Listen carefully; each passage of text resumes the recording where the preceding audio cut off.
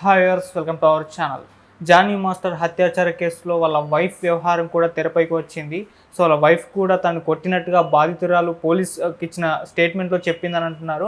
మరి అసలు వాళ్ళ వైఫ్ హస్తం ఈ కేసులో ఎంతవరకు ఉంది? ఇప్పుడు ఇదే అంశం మేము డిస్కస్ చేయడానికి ప్రజెంట్ మనతో పాటు జర్నలిస్ట్ చరణ్ పర్మి గారు ఉన్నారు. వారితో మాట్లాడదాం. అన్న హాయ్ అన్న. హాయ్ అన్న, ఆల్రెడీ జానీ మాస్టర్ పైన హత్యాచార కేసు నమోదు అవ్వడం ఇదంతా కూడా రచ్చ అయింది కదా. ఇప్పుడు ఈ వ్యవహారంలో వాళ్ళ వైఫ్ హస్తం కూడా ఉంది.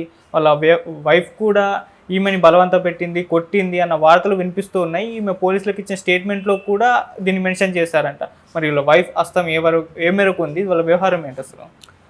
యాక్చువల్గా ఈ కేసులో చూస్తే జానీ మాస్టర్ గారితో పాటు ఆయన వైఫ్ పాత్ర కూడా ఉన్నట్టుగా ఆవిడ కంప్లైంట్లో కూడా మెన్షన్ చేశారు. అయితే ఆ మెన్షన్ చేసిన యాంగిల్ ఒకటి ఉంది, ఇప్పుడు వైరల్ అవుతున్న యాంగిల్ మరొకటి ఉంది. సో రెండింటి మధ్య కొద్దిగా తేడా ఉంది. నిజానికి జానీ మాస్టర్ గారు తన మీద లైంగిక ఆరోపణలు, ఇట్లా లైంగికంగా వేధించాడని ఆరోపణ చేసి ఆవిడ కేసు పెట్టడం జరిగింది. ఇందులో వైఫ్ పాత్ర ఏముంటుంది అని గమనించి చూసినప్పుడు నిన్న కేసు పెట్టినప్పుడు వచ్చిన వాదన ఏంటంటే, జానీ మాస్టర్ గారి వైఫ్ ఈ విషయం తెలిసి, అంటే ఆవిడతోటి ఉన్న రిలేషన్ ఇవన్నీ తెలిసి, సో ఆవిడ రూమ్కి వెళ్ళి, అంటే ఆవిడ ఎక్కడైతే నివసిస్తుందో మణికొండలో అప్పుడు నివసించేది, సో అక్కడికి వెళ్ళి ఆవిడ్ని కొట్టినట్టుగా, ఆవిడ్ని దూషించి వచ్చినట్టుగా ఒక వార్త వైరల్ అయింది. అయితే ఈవిడ చెప్తున్న వెర్షన్ వచ్చేసి మరొకటి ఉంది. జానీ మాస్టర్ తనని కొట్టాడు, అలాగే ఆయన వైఫ్ కూడా కొట్టింది, మతం మార్చుకొని నన్ను పెళ్లి చేసుకోమని చెప్పేసి బలవంత పెట్టారు, కానీ నేను దానికి ఒప్పుకోలేదు అని చెప్పేసి ఈవిడ చెప్తుంది. సో ఈ రెండిట్లో తేడా ఉంది. ఒకటి ఆయన వదిలేయమని కొట్టిందా, రెండోది మతం మార్చుకొని పెళ్లి చేసుకోమని కొట్టారా, ఈ రెండు వాదనలు ఉన్నాయి. నిజానికి ఆవిడ ఫిలిం ఛాంబర్కి కూడా కంప్లైంట్ ఇచ్చారు. సో ఫిలిం ఛాంబర్కి కంప్లైంట్ ఇచ్చినప్పుడు ఏమైందంటే, అందులో మొదటగా ఆవిడ ఇచ్చిన కంప్లైంట్ వచ్చేసి, జానీ మాస్టర్ నాకు అవకాశాలు రాకుండా చేస్తున్నాడు అని చెప్పేసి కంప్లైంట్ ఇచ్చారు. అది 2 వారాలు నడిచింది వాళ్ళ దగ్గర డిస్కషన్ ఫిలిం ఛాంబర్లో. 2 వారాల తరువాత ఆవిడ పోలీస్ కేసు ఈ విధంగా లైంగిక ఆరోపణల కేసుగా పెట్టారు. సో ఆవిడ మొదటి ఇచ్చిన ఆరోపణ వేరు, తర్వాత పెట్టిన కేసు వేరు. ఈ రెండింటి మధ్య కూడా తేడా ఉంది. సో దీన్ని బట్టి గమనించి చూసినప్పుడు ఆవిడ మొదటగా వేరే ఆలోచనతో ముందుకు వచ్చారు, తర్వాత మళ్ళీ ఆలోచన మార్చుకున్నారు అనేది ఇక్కడ కనిపిస్తుంది.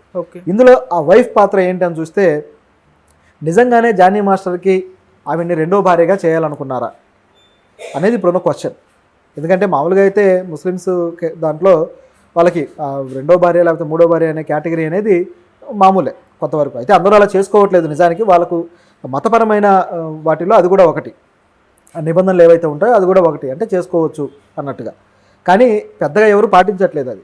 అయితే ఈ పాటించకపోవడం అని మనం ఆల్రెడీ గమనిస్తూ ఉన్నాం. మన చుట్టూ ఉన్న సమాజంలో ముస్లింల జీవితాలు ఇవన్నీ గమనిస్తున్నాం. అయితే హైదరాబాద్లో కొంచెం ఓల్డ్ సిటీలో కాస్త ఓల్డ్ రిచువల్స్, ట్రెడిషనల్ ఇదిలో పాటించే వాళ్ళు చాలా కొద్దిమంది ఈ తరహాలో 2 పెళ్ళిళ్ళు 3 పెళ్ళిళ్ళు చేసుకున్న వాళ్ళు కూడా ఉన్నారు. సో ఇదొక యాంగిల్. అయితే ఇక్కడ ఆవిడకి సమ్మతి ఉండే అవకాశం కొంతవరకు ఉంది. ఎందుకంటే మతపరమైన ఏ ఆంక్షలు లేవు కాబట్టి కొంతవరకు సమ్మతి ఉంటుంది అనేది మనం గెస్ చేయొచ్చు. కాకపోతే ఇక్కడ సమస్య ఏంటంటే, అసలు ఆవిడతోటి జానీ మాస్టర్కి ఎంతవరకు ఎఫ్ఐఆర్ ఉంది, ముందు దీంట్లో క్లారిటీ అనేది రావాలి. ఎందుకంటే నిజానికి ఇటువంటి బెదిరింపు అనేది లవ్ జిహాద్ కింద కూడా కన్వే అవుతుంది. మామూలుగా అయితే ఒక ముస్లిం తనకు నచ్చిన మరొక అమ్మాయి, ముస్లిం అమ్మాయిని రెండో పెళ్ళో ఏదో చేసుకోవచ్చు. కానీ ఈవిడ ముస్లిం కాదు, ఈ కంప్లైంట్ ఇచ్చిన అమ్మాయి ముస్లిం కాదు, వేరే మతం అమ్మాయి. కాబట్టి ఇప్పుడు ఈవిడ్ని మతం మారు మేము చేసుకుంటామని అడగటం అనేది ఖచ్చితంగా అది తప్పే. అది లవ్ జిహాద్ కింద కన్వే చేసి అది కూడా కేసు పెట్టే అవకాశం అయితే ఇప్పుడు దానికి సంబంధించిన సెక్షన్లు బలంగా వచ్చాయి. ఇప్పుడు భారతీయ న్యాయ సంహిత అని చెప్పేసి మనకు కొత్త చట్టాలు వచ్చాయి కదా, ఆ చట్టాల్లో ఇది చాలా బలమైన కేసు కాబట్టి ఇది ఖచ్చితంగా కన్సిడర్ చేయదగిన విషయం. అయితే ఇందులో జానీ మాస్టర్ గారి వైఫ్ చెబుతున్నది ఏంటంటే, నిజానికి ఆయన మీద కుట్ర జరిగింది, నిజానికి మేమేమీ ఆవిని ఇబ్బంది పెట్టలేదు, ఇక్కడ జరిగిన విషయం ఏంటంటే ఆ కార్మికుల కోసం ఆయన పోరాడుతూ ఉంటే దానికి సంబంధించి ఆయన ఎదుర్కోవడానికి ఈ రకమైన కేసు పెట్టడం జరిగింది అని చెప్పేసి ఆవిడ వెర్షన్ ఇస్తున్నారు. సో నా భర్త ఏ తప్పు చేయలేదు, ఆయనకి ఏ సంబంధము లేదు అని చెప్పేసి. సో ఇది ఇక్కడ ఒక మొదటి విషయం. రెండోది, జానీ మాస్టర్ గారు కూడా ఇదే విధంగా స్పందిస్తున్నారు. కాబట్టి దీంట్లో ఆవిడ పాత్ర ఏంటి అనేది ఇప్పటికీ క్లారిటీ లేదు. పైకి మాత్రం ఆవిడే ఎంకరేజ్ చేసింది, జానీ మాస్టర్ దగ్గరికి ఆవిడే ఎంకరేజ్ చేసి పంపించింది అన్నట్టుగా వార్తలు వచ్చాయి. నిజానికి ఇది గమనించి చూస్తే జానీ మాస్టర్ దగ్గరికి ఆవిడ పంపించాల్సిన అవసరం ఆవిడకి ఎందుకు ఉంది? ఒక భార్యగా ఆవిడకి ఎందుకు ఉంటుంది? ముందు ఈ ప్రశ్న వేయాలి కదా. అదే ఇండస్ట్రీలో కాస్టింగ్ కౌచ్ అనేది ఒకటి ఉంది, అది చాలా వరకు నడుస్తూ ఉంది, కొంతమంది మహిళలు అన్యాయం అయిపోతున్నారు అనేది ఒక యాంగిల్లో జరుగుతుంది, అది వాస్తవమే. కానీ అక్కడ కొంతమంది మహిళలు విల్లింగ్గా తమకు అవకాశం వస్తుందని తామే వెళ్ళడము, అదే ఎందుకంటే అది కూడా కాన్వర్ట్ కండిషనే. వాళ్ళు ఎవరు బలవంత పెట్టరు, నీకు అవకాశం అక్కర్లేదు అనుకుంటే వెళ్ళిపోవచ్చు. కానీ ఇక్కడ పరిస్థితి ఏంటంటే కొంతమంది విల్లింగ్గా వెళ్తూ ఉంటారు, వాళ్ళకి అవకాశం వస్తే వాళ్ళు ముందుకు వెళ్ళిపోతారు, అవకాశం రాకపోతే తిరిగి మళ్ళీ వాళ్ళ మీద యాక్షన్ తీసుకోవడం ఇలాంటివి కూడా జరుగుతూ ఉన్నాయి. ఈ తరహాలో శ్రీరెడ్డి గారి కేసు కూడా జరుగుతూ వచ్చింది, మనం ఇవన్నీ చూస్తూ ఉన్నాం. కాబట్టి ఇక్కడ బలవంతంగా మరో మహిళ ఈమెను పంపించాల్సిన అవసరం ఏంటనేది ఒక బిగ్ క్వశ్చన్. కాబట్టి దీన్ని పూర్తి స్థాయిలో మనం నమ్మలేం, కానీ ఇందులో ఉన్న చాలా ప్రశ్నలకు సమాధానాలు అయితే లేవు. సో ఇందులో ముఖ్యంగా చూడాల్సింది ఈ అమ్మాయి, యాక్చువల్గా ఈ అమ్మాయి తెలుగు అమ్మాయి కూడా కాదు, మధ్యప్రదేశ్కి సంబంధించిన అమ్మాయి. సో అక్కడ నుంచి ఇక్కడికి వచ్చింది కాబట్టి ఇక్కడ అవకాశాలు వెతుక్కుంటుంది కాబట్టి ఆ జానీ మాస్టర్ దగ్గర జాయిన్ అవ్వడము, తర్వాత అక్కడే మంచి పేరు తెచ్చుకోవడం ఇవన్నీ జరిగాయి. అయితే తాను ఒంటరిగా బయటికి వెళ్ళి కొరియోగ్రాఫర్గా ఎదగాలని ఆమె నిర్ణయించుకున్నప్పుడు దానికి జానీ మాస్టర్ గారు అడ్డుపడ్డారు అనేది ఇక్కడ ఇంటర్నల్గా ఉన్న విషయం. సో అడ్డుపడి ఆవిడ్ని సొంతంగా వెళ్ళి ఎదగనివ్వకుండా ఆపారు అనేది ఇండస్ట్రీ వర్గాల సమాచారం, అది కొంతవరకు వాస్తవమే.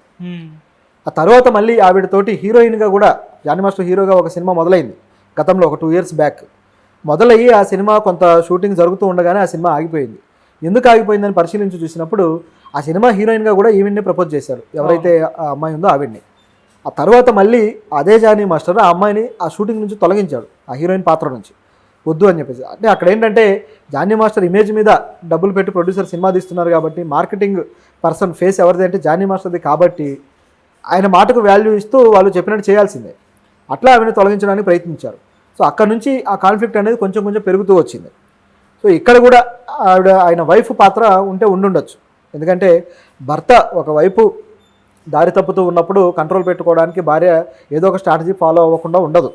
కాబట్టి ఆ యాంగిల్లో మనం గెస్ చేయొచ్చు, కానీ తన భర్త దగ్గరికే ఆవిడ పంపించిందని లేకపోతే ఈ యాంగిల్లో గెస్ చేయడం అనేది కొద్దిగా అంత ఊహకందని విషయంలాగా ఉంది చెప్పాలంటే. అంటే తన అత్యాచారం చేసిన విషయం వాళ్ళ భార్యకు తెలుసు అని చెప్పేసి కూడా ఈ బాధితురాలు చెప్పడం చూస్తున్నాం. అయితే అత్యాచారం చేస్తున్నప్పుడు వాళ్ళ భార్యకు తెలిసినా కూడా ఆమె మౌనంగా ఉండడం, మద్దతు తెలపడం, దీన్ని ఏ విధంగా చూడొచ్చు అంటారు? అంటే ఆవిడ మౌనంగా ఉంది అన్నట్లుగా అయితే కనపడలేదు కదా. నిజానికి ఆ సంఘటనలు జరిగిన తర్వాత ఆవిడే ఆ అమ్మాయి దగ్గరికి వెళ్ళి ఆ అమ్మాయిని దండించడం ఇట్లాంటివన్నీ కూడా వార్తలు వచ్చాయి.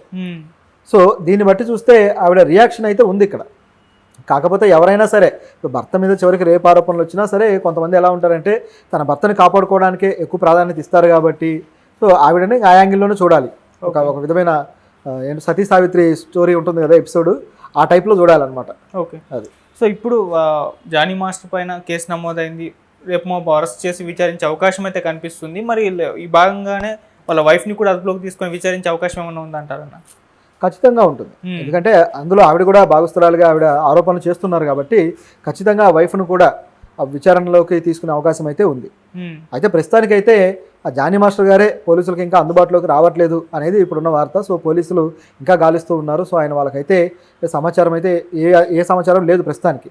మరి దొరికితే తప్ప ఆయన ఏం చెప్తాడు, ఇంకా ఏ వెర్షన్లు వస్తాయనే తెలియాలి. ఓకే, అంటే ఇన్ని ఆరోపణలు వస్తున్న వేళ విధంగా పరారులో ఉండడాన్ని ఇది నిజం, మిగతా వాళ్ళంతా కూడా నిజం ఇది, అందుకే ఈయన పరారులో ఉన్నాడేమో అన్న ఒక అనుమానం అయితే అందరిలో కూడా కలుగుతుంది. అంటే ఆరోపణలు వచ్చిన వెంటనే స్పందిస్తే ఏదో ఒకటి తను చెప్పుంటే మాత్రం ఒక భిన్నాభిప్రాయాలు వ్యక్తమయ్యి ఇప్పుడు వన్ సైడ్ అయిపోయింది కదా, మరి ఎందుకంటారు?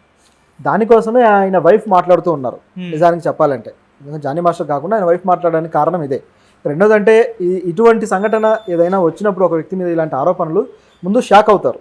సో ఆయన నిజానికి ఆ షాక్లో ఉన్నాడేమో అనిపిస్తుంది. ఓకే, సో ఆ షాక్ నుంచి తేరుకుంటే తప్ప బయటికి రాడేమో అని అనిపిస్తుంది. దాంతోపాటు లీగల్గా దీంట్లో ఎన్ని రకాల సమస్యలు ఉన్నాయి, లీగల్గా మనం ఎలా వెళ్ళాలి అనే స్ట్రాటజీ కూడా ఆయనకు నడుస్తూ ఉండుండొచ్చు. కాబట్టి ఆ గ్యాప్ ఏమైనా తీసుకున్నారేమో. సో ఆయన తిరిగి మరి వచ్చి రివర్స్ కేసు ఏమైనా పెడతారా అని ఏమంటున్నారంటే, నా తప్పు ఏదైనా ఉంటే ఆధారాలు చూపించి నన్ను శిక్షించవచ్చు అని కూడా చెప్పేసి గతంలో ఒక కేసు విషయంలో మాట్లాడారు. కాబట్టి ఇటువంటి స్ట్రాటజీ ఆయనకు ఉంది కాబట్టి తిరిగి తన తప్పు లేదు అని నిరూపించుకోవడానికి ఆయన ఏదైనా పద్ధతి పాటిస్తూ ముందుకు వస్తాడా అనేది మనం చూడాల్సి ఉంది. ప్రస్తుతానికైతే ఆయన అబ్స్కాండ్ అవ్వడం అనేది ఒక విధమైన బ్లండర్ అనే చెప్పాలి. ఎందుకంటే తప్పు చేసిన వాడైతే దాక్కోవాలి, కానీ చేయని వాడు దాక్కోవాల్సిన అవసరం లేదు. దర్జాగా నిర్భయంగా బయటికి రావచ్చు. కాబట్టి ఇది కాస్త అనుమానాలకైతే తావిస్తుంది.